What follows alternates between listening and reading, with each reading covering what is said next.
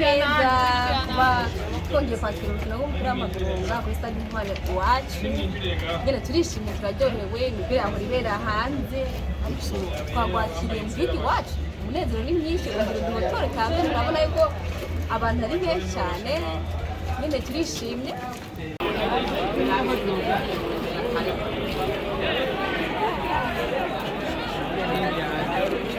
Abuya tanyo niho ndinga anye muri iki giti ki haruguru.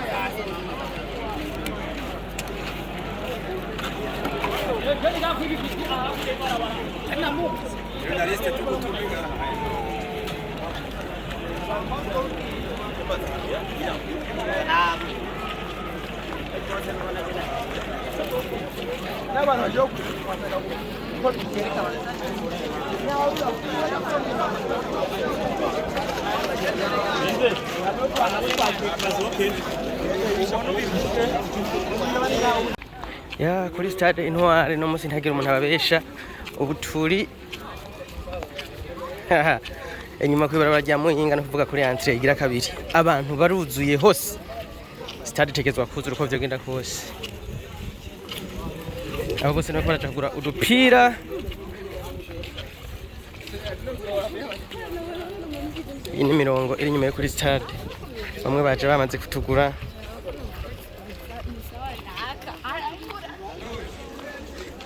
barero bose mwimva gute ko inkino zibera ngaha biradusumbira mu bakiri Tanzania tamufana ashobora kuhashika ubu stade nukuzutse kabisa twitegurira intsinzi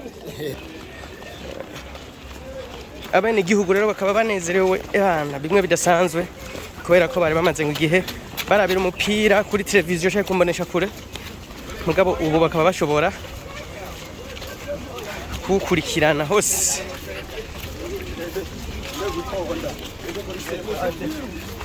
kimamara fresh safi fresh nkuko mubibona rero turiko turegereza muri stade kuri entrée inyuma kubera ko kuyindi miryango yose harimo abantu benshi cyane.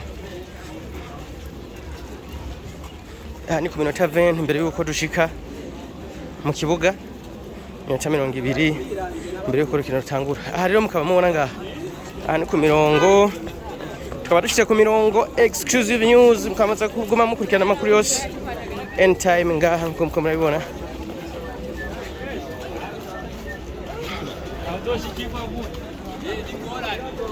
Uroka bari umurongo nkuko murabibona ngaha.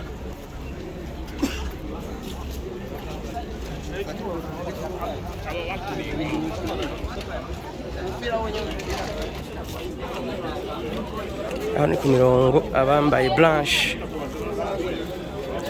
nziza cup.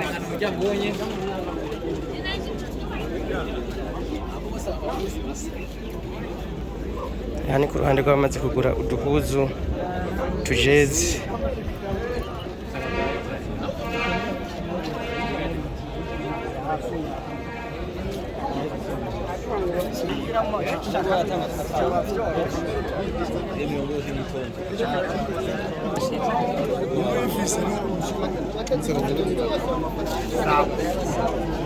Tekana kuona kumeze neza. Afwan, yo, ndavuze tiki.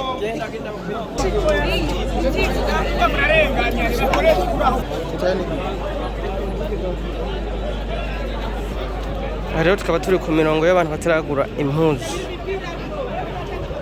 Abasaba ko bamara ku matike.